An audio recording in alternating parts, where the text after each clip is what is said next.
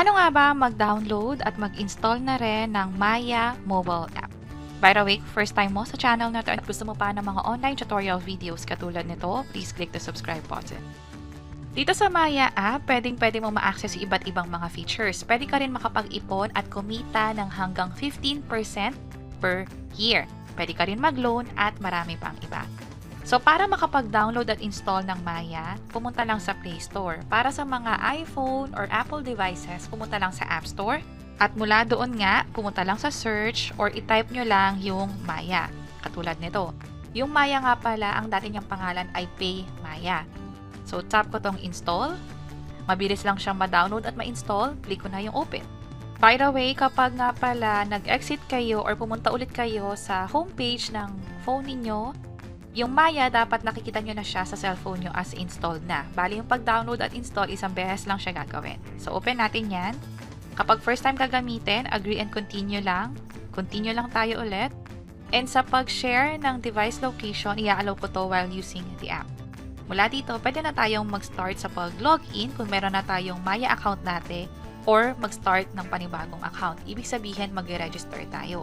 Kung sakaling wala pang account, kukompletihin lang lahat ng information dito.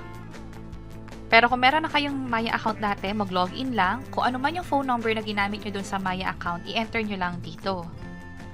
At maging yung sa password na din. Pwede nyo i-tap itong eye icon para makita yung password na tinatype ninyo.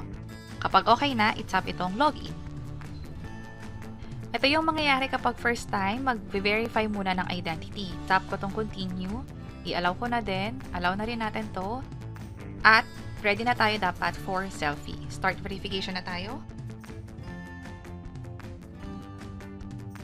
Dito sa pag-enable ng screen login, personal choice nyo to. Kung sakaling yung pinang-login ninyo sa phone ninyo, halimbawa yung pattern or pin man, yun na rin yung gagamitin ninyo kapag i-access nyo yung Maya mobile app. Sa akin, i-enable ko na rin siya.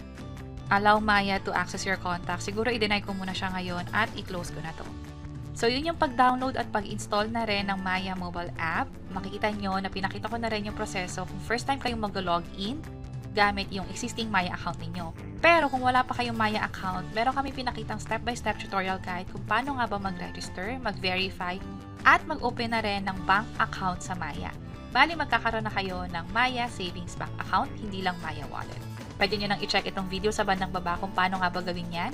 Sana makatulong and see you sa mga next videos. Bye-bye!